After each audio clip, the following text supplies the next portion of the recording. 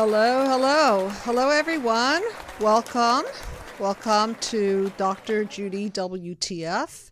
And tonight we have a very special guest and a new member of the Psychological Healing Center, Zalman Raksin. Welcome, and thank you so much. It's an honor and a privilege. I'm glad to be here. Thank you. And Zalman is a grief recovery counselor. And I think it's very important that the Psychological Healing Center have a grief recovery counselor, because there's no one in the world who will not at some point or has not at some point experienced a profound loss. And we're going to talk about what loss is, because there are many forms of loss. And we are in the process, Zalman and I, of creating a mind map journey to grief recovery. I think it's going to be a very, very important piece of work that we're covering at the Psychological Healing Center, because grief comes in many forms, and people who experience various levels of childhood wounds are going to be triggered in different ways. So in essence, what we're doing is we're combining the mind map with the knowledge of how to close, how to recover from grief, and how to close the psychological files so that we can grow from grief and we can, as best as humanly possible. Yeah, if I can give you an idea of so grief is a normal natural reaction to loss. Right. It could also be caused, and you have it over there, the end of or the change of a familiar pattern. Yes. And the idea is that, I'll give the example of you have a smartphone and you have an app, right? And you have an app running, so it's that you have a relationship, you have a feelings and connection towards something, and that's the app. And what happens is, when it's finished, if we don't have the proper tools or understanding, it doesn't close properly. Yeah. So we think it's finished, it's closed, but really it's running in the background and it is draining our battery. I love the way you put that. And as we continue and we go on with life, we're trying to figure out what's going on. Why do I have energy? A drainage, right. Exactly. Sometimes we even forget about it. So I want to start dovetailing the mind map with grief recovery. And so for those of you who don't know me, and the Psychological Healing Center, my name is Dr. Judy Rosenberg. I'm the founder of the Psychological Healing Center for Healing Human Disconnect. And I am also the creator of a mind map system for healing human disconnect. And I want to go through the mind map briefly so that we can start integrating it with grief and recovery, because in essence, the mind map is predicated on healing human disconnect, and anywhere we're disconnected from is in essence a loss. Whether we're disconnected from our mothers or fathers because they didn't treat us properly, or weren't emotionally available, or weren't physically available, there's a loss involved. It's just that specifically with grief recovery, we're dealing with usually a current loss, some kind of a life stage phase that someone is going through.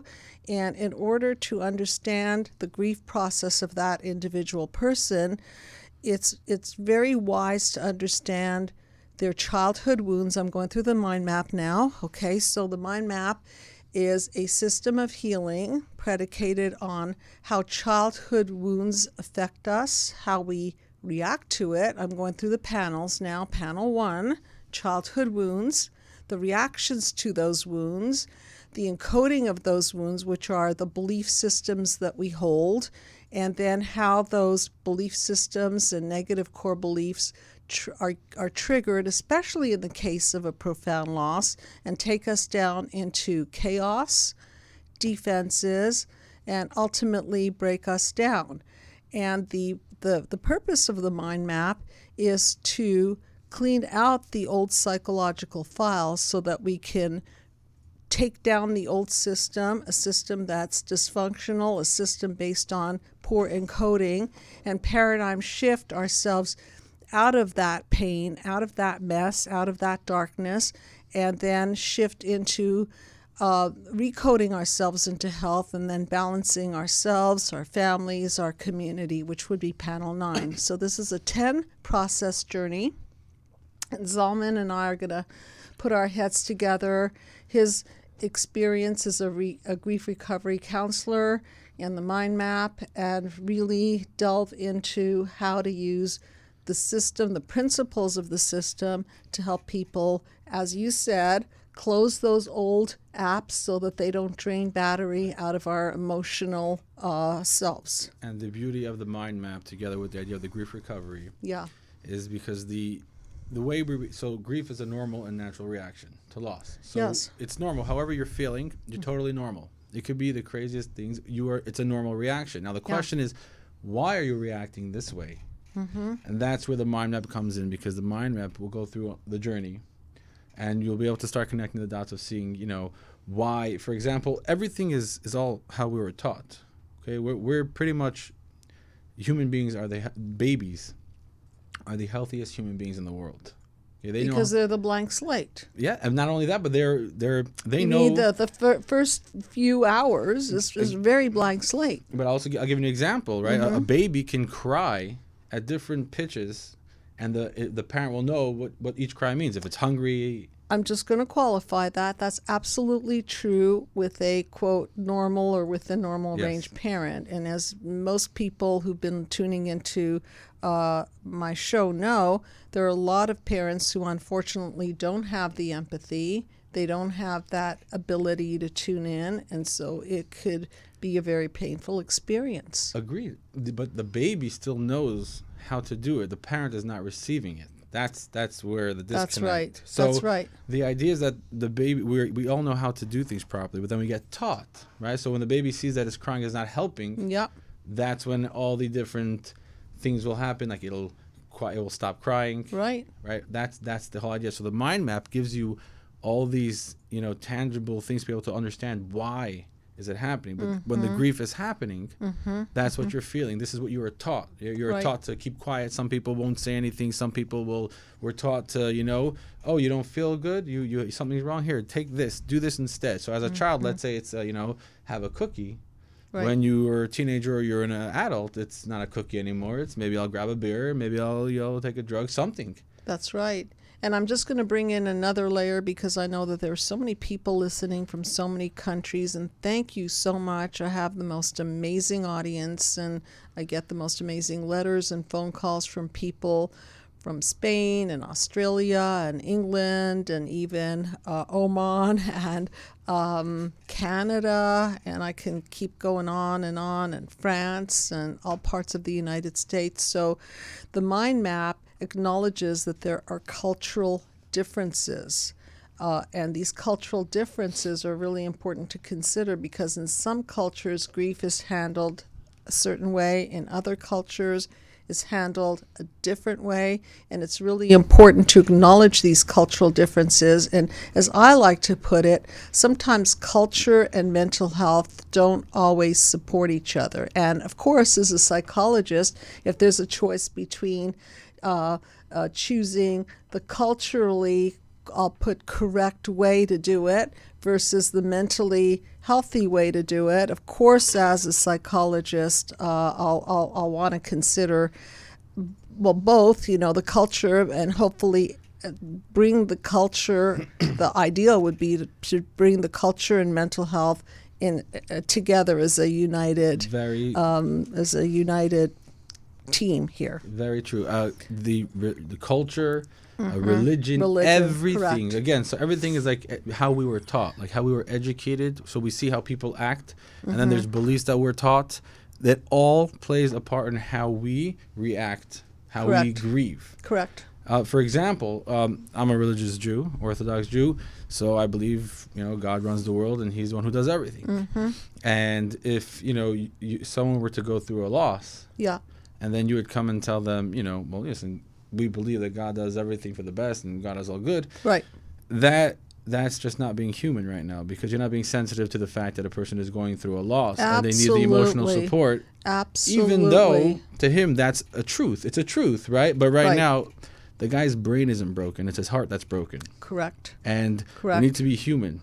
And based on, from what I understand, that's exactly how it's supposed to be. That's exactly how it's supposed to be. Yeah. And different cultures have different ways of dealing with loss. And as you and I know, in the Orthodox Jewish religion, people sit Shiva. Shiva means 7 days, correct? It's Yes. a grieving mourning process. And other religions have their rituals, and each religion or each culture has developed unique ways to deal with loss that are culturally correct to the person within that group.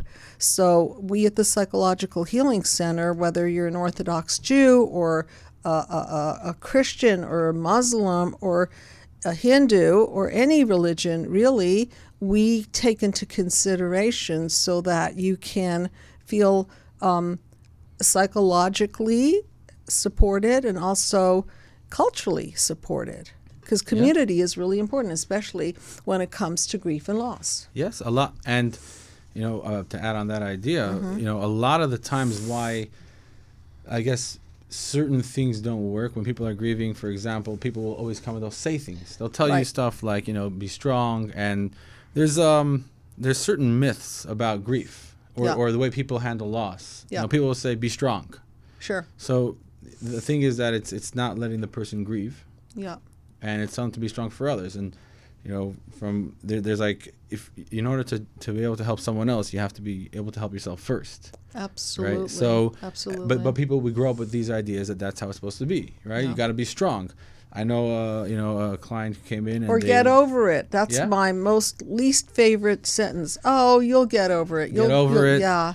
Someone was talking with me. They said, time heals all wounds, right? That's what they were taught. And not in all cases. Well, time heals all wounds if you're doing something about it. Thank you. Right. So, right. But this is a belief that we grow up with, and no one. And I find the biggest issue with all of these are their true points, right? Time heals wounds if you're doing something about it, and no one stopped to make sure that was understood. So they grow up living this idea, wondering why they're still in pain. So even from a medical model, if you cut yourself and you don't treat the wound and the infection keeps growing, and then you get red streaks up your arms, for example, your arm, and there's an infection there, right? You could wait and do nothing about it, and you may end up losing a limb. Okay? So, again, medical model, psychological model, there's a concept called protracted grief where the grief is not completed. And if you shove your feelings down, which we're going to get into because that goes to panel number 5, defense mechanisms. And in some cultures, it's not okay to express your feelings. Yeah. And so what's culturally acceptable is to shove your feelings down. And what does that do? Zalman, you tell me, what's your experience with people who grieve and shove their feelings So I think to use down? The words that you've used, implode or explode. And Right. either your entire, emotional system will just snap and it won't turn anymore. You become numb, cold. And, maybe you're going to have feelings and love for people who existed before, but you'll not be able to properly have proper new relationships or grow. Right. Because of that. Or you explode and you can't keep the emotions in and you keep on exploding and screaming and yelling and doing other things. Right. The implode and explode idea. Right. And the explode projection on other people, which is not useful, or the implode where you get so depressed and go inward and start using interesting creative defense mechanisms. I call it drug, sex, and rock and roll to fill the hole in the soul, and that works for a minute. Yeah, there's a lot of energy building up. Right. So I'll give the example for loss, for a death. Okay, so first of all, grief comes from many different losses. So it's not just death. I think that the idea of grief is not understood correctly, or it's not understood all the way, and people may just associate grief with death or divorce, but grief can be, a pet. Grief can be, you had a good job and you got fired. Yeah. Grief can be relationships, all relationships, and again, it's all depending on how close that relationship was to you. Right. So to each person, it's different. And that's why it's a normal, natural reaction. So, there's no there's something wrong with you while you're reacting that way. That's just how they're reacting. Yeah, and it's amazing how when a person looks from the outside in, how they can casualize the situation like, oh, come on, it's just a dog. Right. Oh, come on, it's just your pet lizard. Every relationship is unique. Right? Or, oh, come on, it's just a friend, you have family. Or, oh, you'll get another job. So this kind of discounting is about the worst thing that you can do. And by the way, this is a call-in show, so please feel free to call in. And that number is 323-843-2826. And Zalman is up now on our website. I think we have a little spelling error that we have to correct. I apologize. It will be corrected. And I want to announce that we have another addition to the team, Edward Gonzalez, who speaks fluent Spanish, and he's an LMFT, licensed marriage family therapist, and he has offices in Glendale and also downtown LA area. And so the Psychological Healing Center is really expanding, and we're wanting to be more inclusionary so that we can include different languages so people can learn the mind map. And so this is a very, very important piece of work that I think deserves its own unique version of the mind map, a journey to grief recovery. And I appreciate that, and I really appreciate that you take it and see the urgentness and how valuable it is. Yes. And I would say, people might ask, well, I've grieved and I spoke and I did, and how it didn't work for me. So, like I was mentioning about before about the idea of the app, so there's a relationship, and what happens is there's different types of losses. There's sudden losses. There's a prolonged loss, like illness, yes, that goes on for a while, and there's different effects on us. Yeah. But what happens is, at the end of the day, there's a loss. Grief also has the idea of losses, as in hopes, yes, dreams. Yep.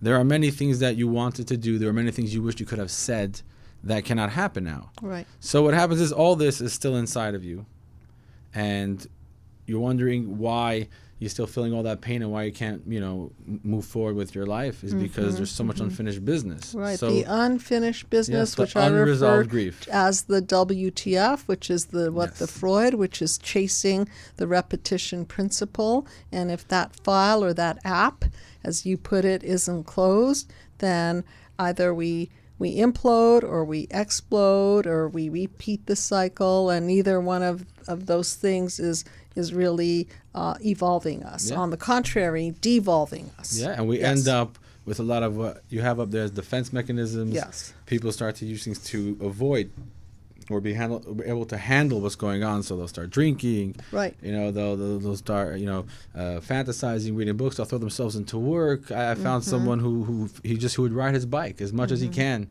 As a motorcyclist, as much as he can, because it kept his mind off of everything. The problem was when he came back and he was done, it was still there. It hit him, and there's nothing wrong with those ways of cope. I call them coping mechanisms. Some are healthier than others. Some Certainly are kosher.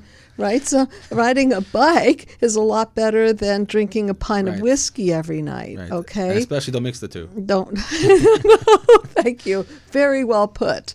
Okay. Right. And so I think what's relevant is that no loss is too big or small to attend to. It's all unique. Everybody, it's how you react. And if you find yourself, you feel like you're overreacting or it's not normal, but no, it's totally normal, because that's obviously how you feel about that. And if you want to be able to move forward, so we need to be able to get those unsaid communications. So if you had anything significant you wanted to share and you didn't get a chance to, for example, someone was like, oh, I didn't have a chance to tell, Grandma I loved her before she died. Right, there's an incompletion, and we do have a caller. So, hi, you are on the couch with Dr. Judy and Zalman Raksin. Welcome. What is your name, please? Hi, my name is Donna Lee. Hi, Donna Lee. How are you? Where are you calling from? I'm from Tucson, Arizona. Oh, welcome to the show. Okay. And Thank you. So Donna, meet Zalman. And if you have any questions, please go ahead. Okay.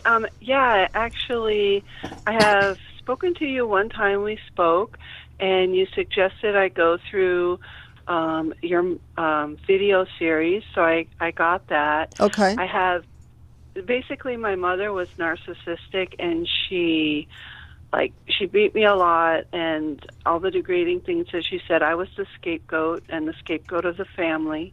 Okay. And as long as I was a scapegoat, everybody was safe. And so I ended up with borderline personality. Okay. And but I've gone through the first 5 panels, Okay. and that went pretty well because of the therapy I've been through in the last 5 years.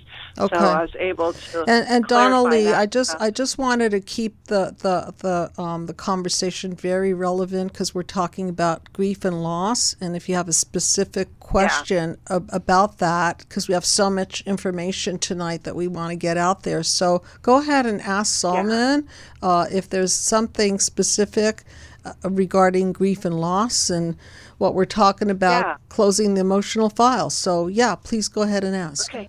Okay, thank you. Yeah, so I'm on panel 6, and I'm working through the because of you, but I know, like, I'm already getting there. It's already opening up because I'm 60 years old, and I know that there's like this sadness because of my whole life that has been spent. That's gone. I mean, Yep. my youth is gone. All the things I wanted to do are gone. Okay, okay. And I just, how to handle that. Okay, so that's a great question because I think this is a very significant loss. Some people, Donnelly, they never connect the dots. They never wake up. That's why the mind map is rather aggressive in connecting the dots and to the point where people understand the cause and the reaction and the encoding and why they're emotionally dysregulated, which is the case in BPD. And then we wake up and say, wow, we've spent 60 years spinning around and thinking that we're not lovable or not important enough and so on and so forth. So I'm going to let Zalman answer that. So how about a loss that really involves a loss of time and energy I would and also investment add- of relationship into the wrong people because those are your parents. Yeah, there are also and they're not the right people. intangible losses. So, like you said, Right. loss of the idea of a mother figure. Yeah. There was loss of maybe it could have been a loss of trust, Yes, loss of absolutely. safety. Right. And these are tremendous. And dealing with a narcissistic mother, you were saying, I'm going to ask. I mean, you probably didn't have the ability to ever express yourself and tell her how you felt, or if you did, it didn't seem like she was listening to you, or it wasn't true that what you were saying to her. Right, exactly. I was either over emotional or, I need. Well, let me put it this way: she would, from the time she started beating me when I was 3, but like by the time I was like 5 or 6, I would get beat and then told to stop crying, or I would really get something to cry about. Okay, So this is the there wasn't biggest. even that. Okay, I just want to say this is the biggest tragedy is when a child is punished for the very thing that the parent is ruining in them. So the parent is supposed to be there to help dry your tears, right? And to listen to you and to attune to you. And so no wonder you keep crying and crying or over emotion because you see what's happening with you, Donnelly, is there's no completion. So you have to up the ante and then pretty soon you're emotionally dysregulated and no one is containing you. Okay?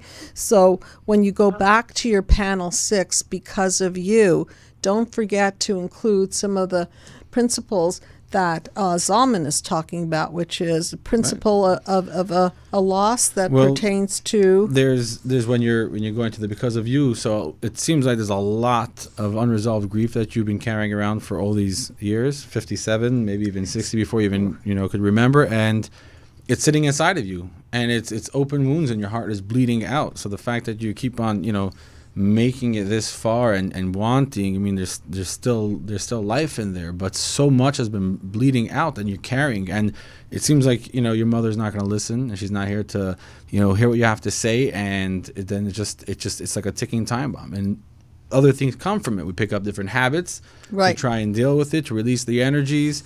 And then, it could even have an effect, on the person. And by the way, last week I did a whole segment on borderline personality disorder, a case of emotional dysregulation. And why would we get emotionally dysregulated? Because our parents are supposed to emotionally regulate us. So it's not your fault that you're emotionally dysregulated. It's now becoming the responsibility to get the kind of help that's going to dial it down and put you in the driver's seat about it, so that you don't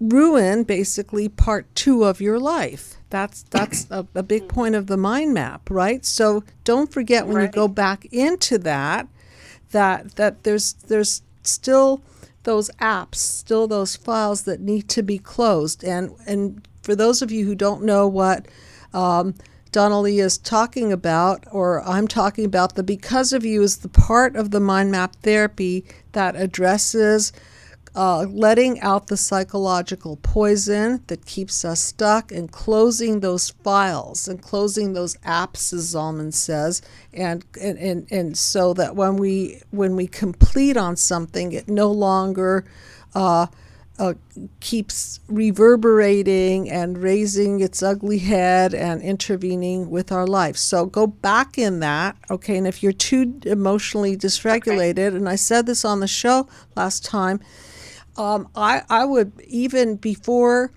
entering into that piece of the mind map, maybe do some other things that could emotionally regulate you. There's DBT. I know that's been effective for emotional regulation. And I've done that. Yeah, definitely combine modalities, because there's no use in opening all these wounds if you're just like, if it's just going to create more of that, it's going to create a mess, right? So with respect to that, right? So just get a little bit more emotionally regulated so you can catch your breath and complete the process, okay? So we're going to go on with more information, and thank you so much for calling in, and feel free to reach out to the team anytime, okay? Thank you, Dr. Judy. You're very welcome. Good night. Bye-bye. Bye. Okay, a very good point. A loss of time. People who come to the clinic say, oh my God, I wish I knew this 30 years ago. I wish I knew this 50 years ago. This is a very common, and I wish I knew this a long time ago too. Well, when we talk about that, so that's grieving over the lost time. Right. And the lost insight. Not only time, but that I didn't have the insight of this information. Part of grieving is the idea of, wishing that things could have been different, better, or more. Absolutely.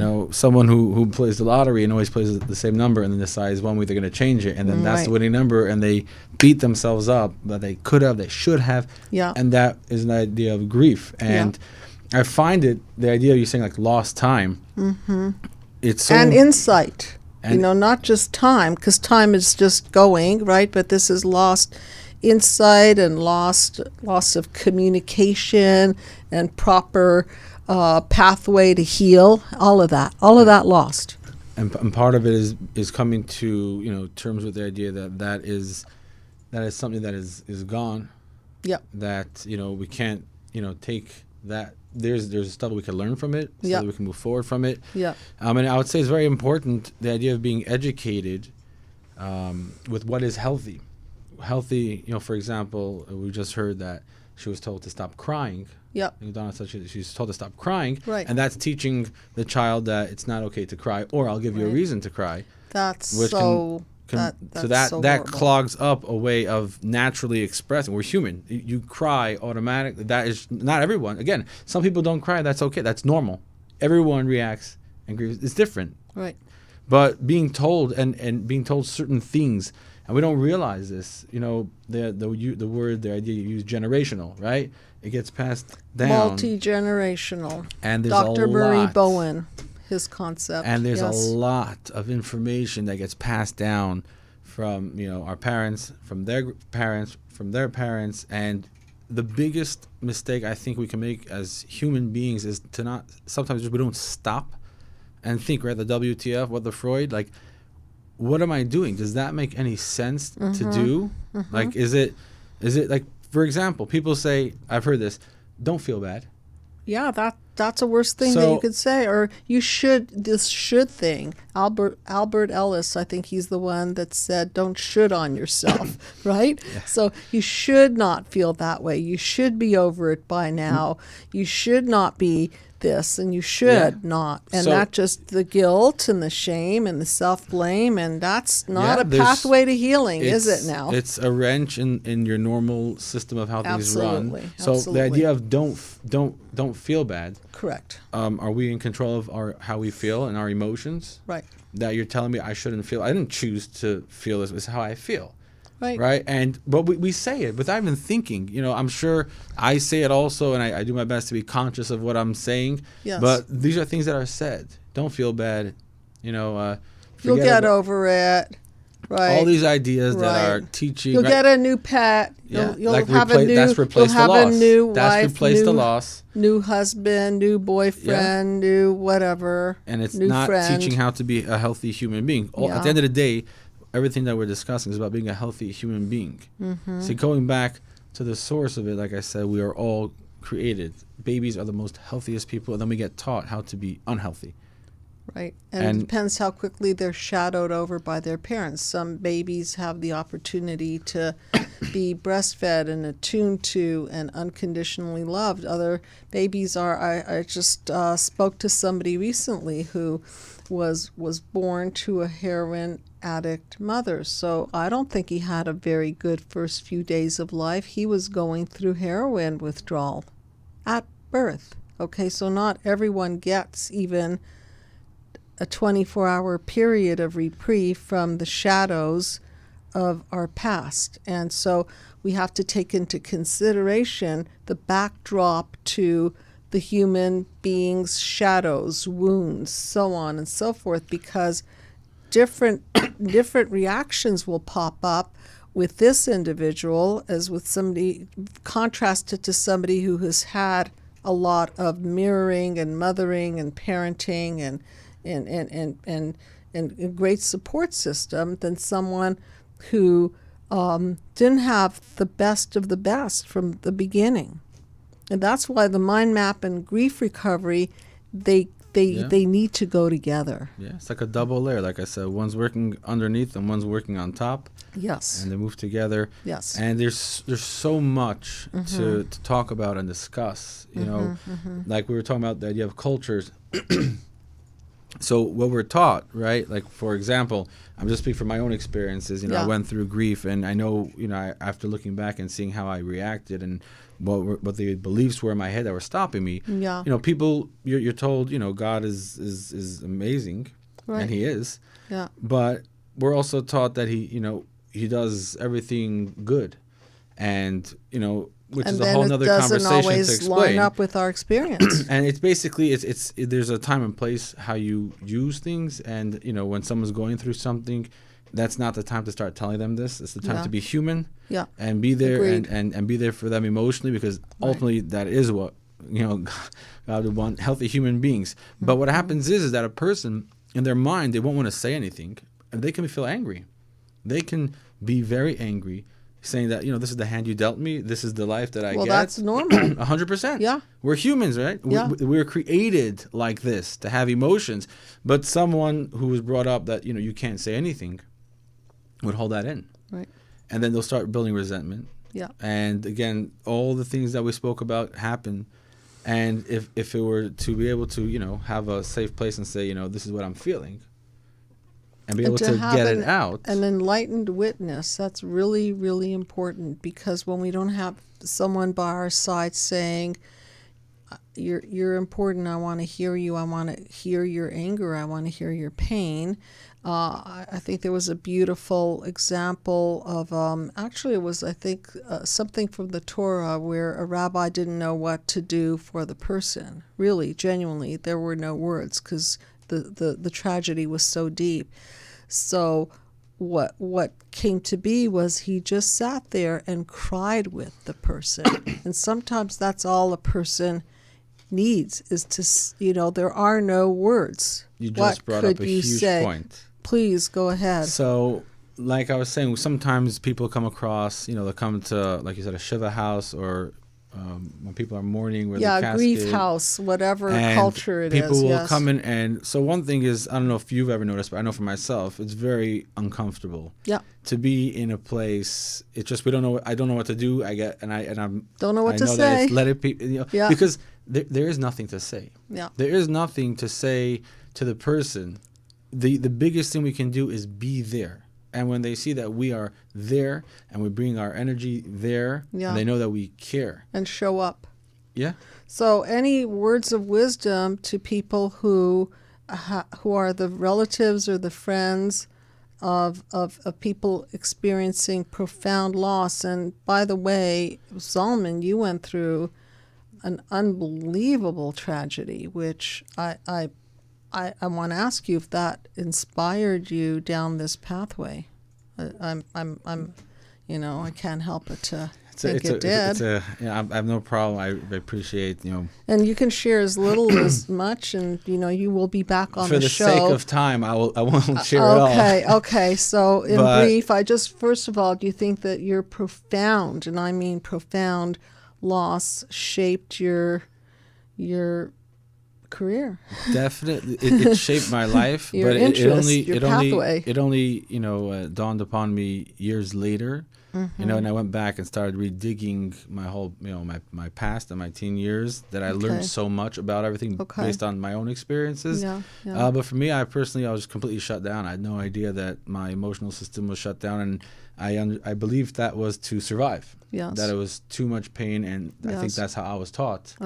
To avoid, and just, everything was all good. I would never get into fights with anybody, but there was no relationship. So that was your way. You just shut down. That was the reaction, right? From the wound to the reaction. Absolutely. Right. Yeah. And then, so you were saying about, is there anything to say for people who are grieving and friends and what do they that? say? You can only say, I'm so sorry so many times, and it starts sounding disingenuous, even though you may be so sorry. I would say, first of all, a lot of times people will come and they will, nobody wants to talk about it. Yeah. And I would say, well, that's just a little silly, because, I know what happened. You know what happened. You know why we're here. You know why I'm sad. Yeah. So don't say how you're feeling, or just let them express themselves. Let them talk about it.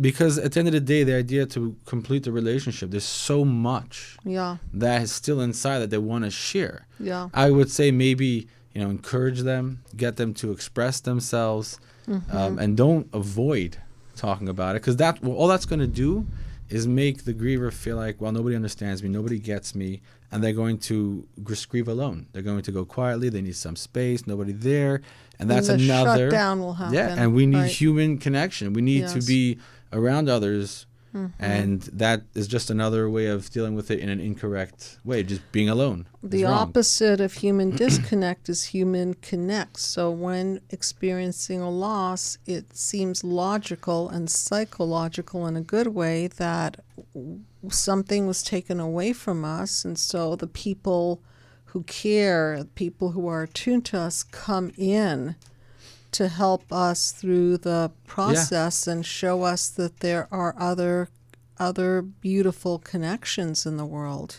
And I would add, because and there's a lot more we could discuss, but I just feel like, just for now, for anyone who is going through something, I would highly encourage that this is the time to say all the significant emotional things that you haven't said yet, that you wanted to say, all the ideas, if it's dreams, if it was hopes, if it was and I could get into it later, that you have like apologizing, and there's also the idea of forgiving, which I'll explain. I don't think it's the way people think it means. It's a whole different idea.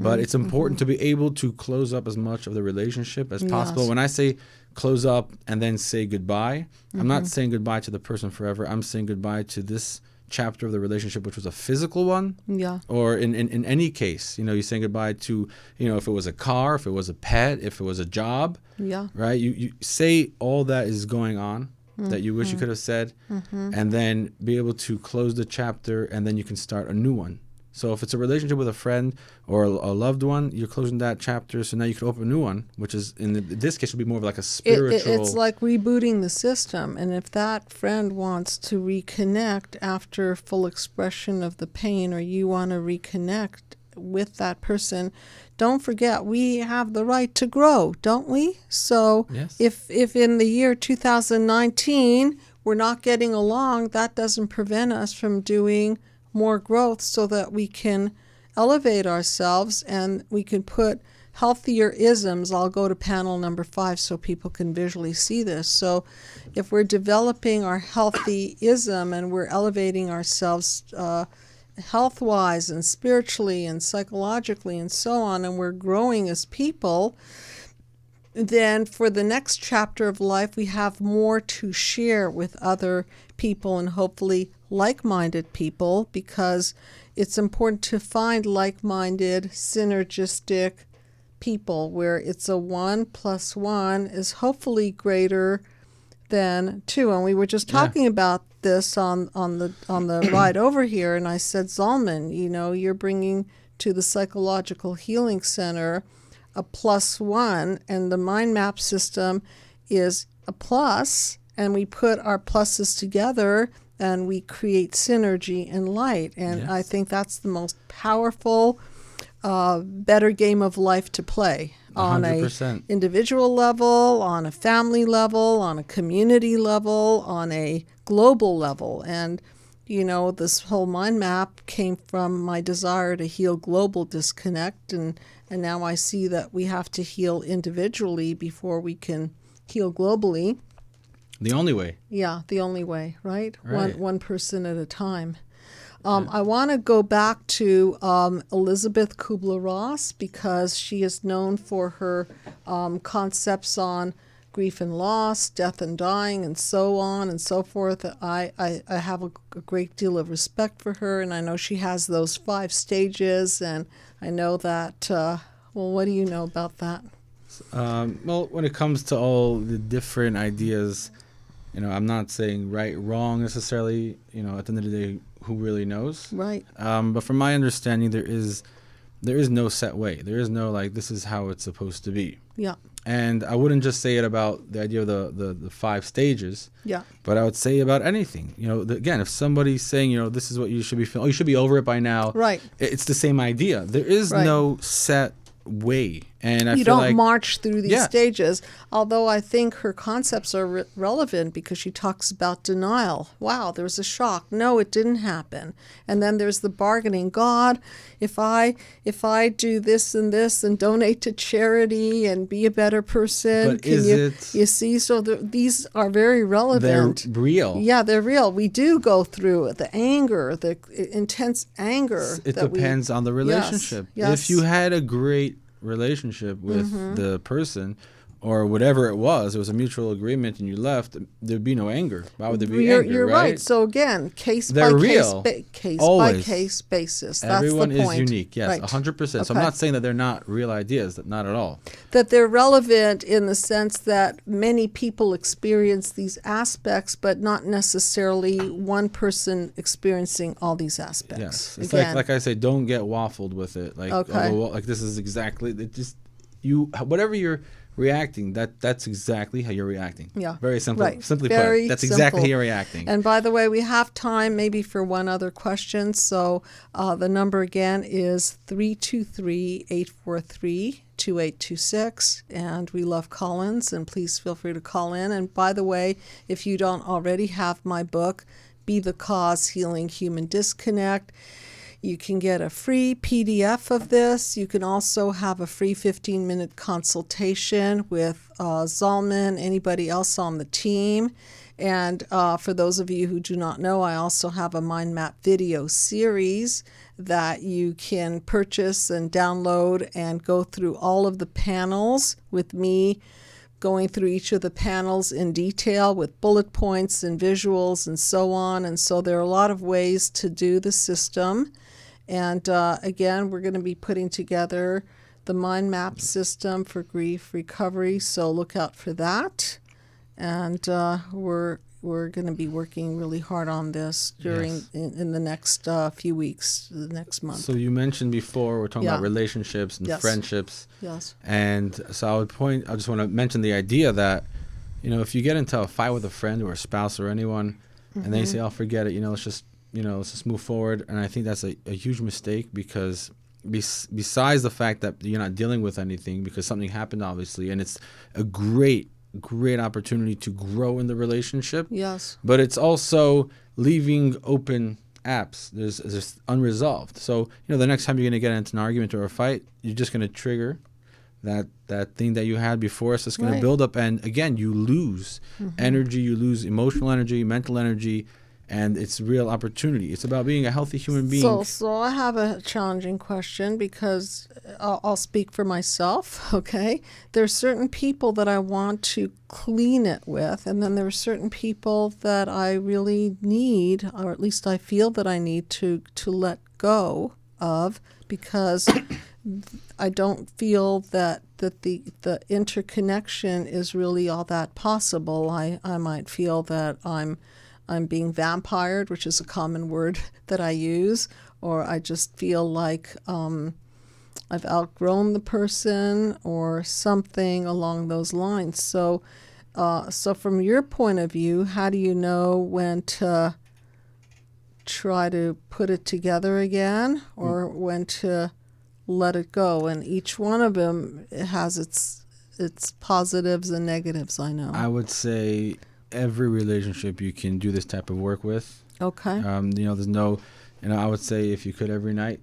The idea is to, you go through the relationship, you see what was in the positive, what was the opposite, how did it affect me? And in your case, you're talking about a bit more of a longer relationship, what you're discussing now? I'm talking about friendships that I have felt don't necessarily serve me. Yes, like that. So is it, in other words, are you saying that it's just a private conversation you have with yourself, or you have that conversation with the person necessarily, or how do you know to have that conversation? So if the conversation is one which you think the person will be receptive to what you're saying, and it would be a positive, right, and boost, 1 + 1 = 3 in this case, right? Right. So then, that's a chance to grow, right? Absolutely. Right? Human connection, even better. Yeah. If they're not going to handle it, or, they're narcissistic, they're not listening at all. Yeah, that's what I'm more referring to. So that it would be the worst thing to do. It's just right. So in that case, you mentioned, so we would look for someone to be able, that someone we trust, and someone who's going to be there and listen. Meaning, there's no agenda. They're not trying to say, "Oh, you're wrong for doing that," or "You should really, really try to make peace with them and be friends." Right, but they're there to hear you as a human being who has a heart, and they're just letting you express what's going on without judging. And if you feel like that person is not going to be able to give you that ability, then obviously you're not going to be able to let it out.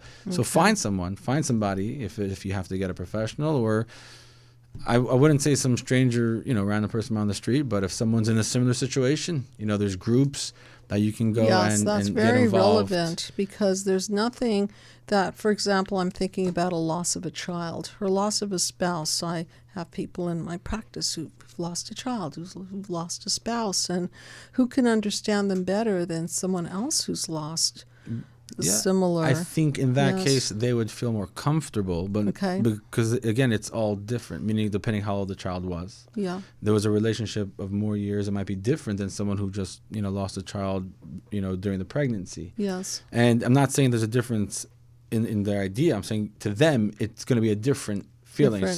But they might be more comfortable, it makes sense in their head. This is a certain type of group. Like, you wouldn't want to have someone who lost a spouse and then someone who lost a dog. But someone who loves dogs, you might feel tremendously towards it. But the other person, it might be a little insensitive to them. Yeah. Because they'd be like, how could you?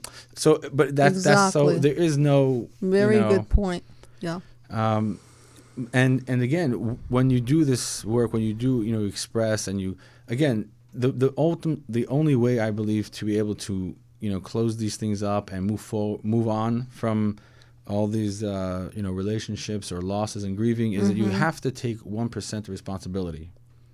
Of course, that's the own your own piece, own your own stuff, and I have a show on that. I think it's a really, really relevant point. Own your own stuff. Parents, especially parents, we need to own our own stuff because ultimately we are the blueprint of our children. We are ultimately the cause. And as we accept responsibility for our own hand in system gone wrong, that's how we truly heal. So I just wanted to add that. And the other one is the herder can't be the healer. So if you feel that your friend or your ex or whatever is not someone that you can talk to because you're only going to get defensiveness or demeaning and devaluing and destroying and more discarding, then you would be best served by talking to someone who can mirror and attune to you, a professional who can help close those emotional files, because the herder will not help you close those emotional and like files. I said, it's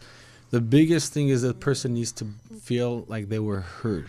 They were heard and not judged, and that's the most important, to be able to actually get it out there. And I would just add that when you do this stuff that we're discussing, the work to close up the chapter of the relationship, there is no obligation to continue the relationship. That's if you choose to or you want to. Yes. And it doesn't mean, so I know I used the word forgiving before, and I know I said I was going to explain it, but it's a whole nother topic. But I'll just mention that forgiving doesn't mean that it's okay what they did. Forgiving, it has a different meaning in this context. And if the person would want to continue a relationship with me, let's say I was in the case and I was, forgiving the person because of, part of the work. If they wanted to have a relationship with me, they would still have to own up and take their responsibility and apologize for what it was that was done. And I'll add one more piece, and you can elaborate a little bit. Not only apologize, but own their own stuff and make you whole. Because I did a whole show on apologies, and I'm not a big fan of apologies unless it includes making the person whole. So if I steal money or I hurt someone, it's not okay, and it's not enough for me to say, oh, I'm so sorry. It's a better idea, don't you think, to give you your money back 100%. With interest, restore you to wholeness. Even I'll even add, for me, as I believe that God is the one who does everything, you still have to do everything according to nature. If the guy stole from you, he has to pay you back. If he has to go to prison, he goes to prison. That is, we're not... It's an ownership I feel thing. like, again, it's the misunderstandings of being human. So we'll talk about that much more. I know we're a little short on time. We're going to go to our Shrink That Tune in a few minutes. Wow, you opened up the box. You hit the nerve. There's so much going on. There's so much going on. So please come back, okay? And officially, Zalman Raskin, he's up on the website. Raksin. Thank you. I'll own my own. Yeah. Raksin.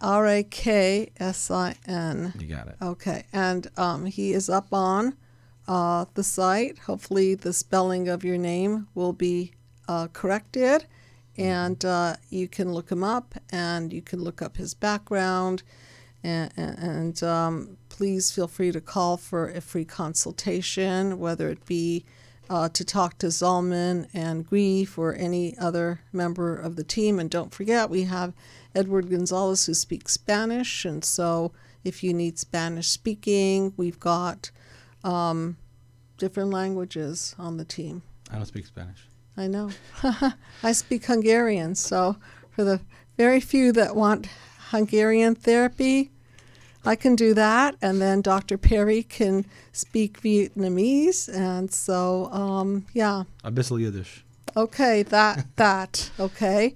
And so welcome. Thank Welcome you. to the It team. is, I'm honored I'm and privileged. excited. I'm just following the journey that I've been put on, and I'm thankful. And thank you for you giving me the opportunity, and thank God You're for the welcome. opportunity. And really, it's amazing. I'm so glad to be able to be a part of healing, the human disconnect. Yeah. And my favorite idea is, being a healthy human being. And also I have a very important announcement, because I know my grandson, Alexander, is listening tonight, and he just lost 3 teeth, and I think the 4th one is wobbly. So being that I'm the tooth fairy, this is going to be a very, very serious set of gifts, coming to Alexander. I hope he's not going to grieve. I hope he's not going to be grieving the lost teeth. He might be, and I told him to definitely brush the new ones so that he keeps them nice and clean and bacteria free. So, Alexander, congratulations on the loss and the gain. And I think probably more, what is he like? Legos. I think more Legos coming your way, Alexander. And so you can remind me of that when you see me. Probably fit them in. Yeah, right. Click them in. So let's go to shrink that tune. And the tune, we're going to shrink this together, okay? And this is a tune that is a tune by Coldplay called Fix You. So I'll read the first paragraph and then you read the next couple of ones and then we'll shrink it together from a grief point of view. Okay, so Fix You by Coldplay. When you try your best but you don't succeed, when you get what you want but not what you need, when you feel so tired but you can't sleep, stuck in reverse. And the tears come streaming down your face when you lose something you can't replace, when you love someone but it goes to waste. Could it be worse? So any comments on that? Yeah, I mean, when he says, everything he was saying, right? When you try your best but you don't succeed, trying to take care of the grief and the pain that you feel inside, right? When you get what you want but not what you need, people tell you a lot of intellectual ideas to make you, and it makes sense. So you can't fight it. Yeah, you're right. Gotta move on, gotta move forward, but it's not what you need. It's not what you need, right? Again, it's not a broken brain. Your brain's not broken. It's not information that's wrong. It's a broken heart. And the heart, that's what we're talking about, has to be, healed. Recover from it. Light will guide you home. Oh, here, you read this, and then we'll talk about that. Lights will guide you home and ignite your bones, and I will try to fix you. What do you think about that? Well, lights will guide you home, meaning whatever, maybe your light is your higher power. It might be a significant other that understands you. It could be a friend. It could be anything that gives you light, guiding you home, maybe back to your heart, back to the pain that you have to acknowledge and grow from, and ignite your bones. So it's going to be painful because it's going to be sharp, right down to the core of the bones. And then I will try to fix you, meaning the light will try to fix you. It's almost like a paradox. Through pain, sometimes we're fixed through pain. So that's the paradox that I'm seeing there. Oh. Okay, go ahead. I know we're almost out of time, so go ahead. And high up above or down below, when you are too in love to let it go. But if you never try, you'll never know just what you're worth. I don't think they sing it like this. No. Imagine the music, and since we're not allowed to play the music on air, you can download the song. Any thoughts on that? So when I was thinking they were doing something to, relieve the pain, and the idea of a substance or something, and over here, the high above or down below, when you're too in love to let it go, now, you got so used to it, you can't let that thing go. That's the new replacement. If you're grieving a lost one or a loved one, and you just replace it with something that makes you feel good, I'm scared to let it go. You're not completing it, so you're not really. And I'm scared to let it go because then the hole will still be there. That's right.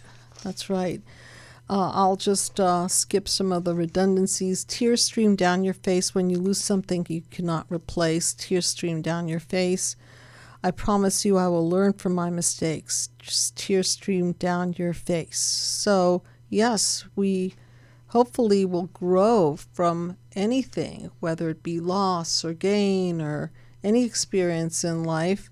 And there's no getting around it. When we're vulnerable, our hearts are injured, and we have tears. We're being human. We're being human. And if there are no tears, it's called stuckness, right? No, remember, not everybody cries necessarily. Okay, so that's okay. Okay, I stand and corrected, also we could say yes. Tears can also be tears of joy. Yeah, right. That is true. And life is always such a paradox. I promise you will learn from my mistakes.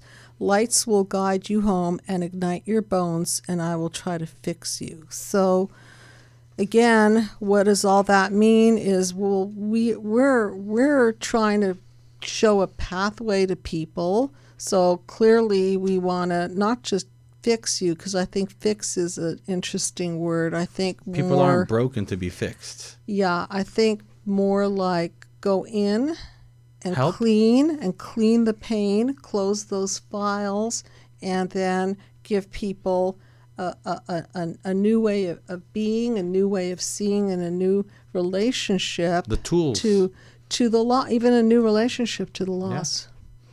Yes. So we will speak some more about these concepts, and for those of you, again, who want to connect with the Psychological Healing Center, whether it be just to say hi and let us know about any topics that might be of interest to you, or to download a book. If you need help downloading that book, please call. Free consultation, obviously available.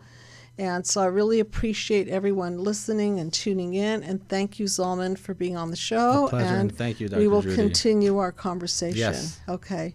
Thank you, and good night, Thank you. everyone. Good night. Good night.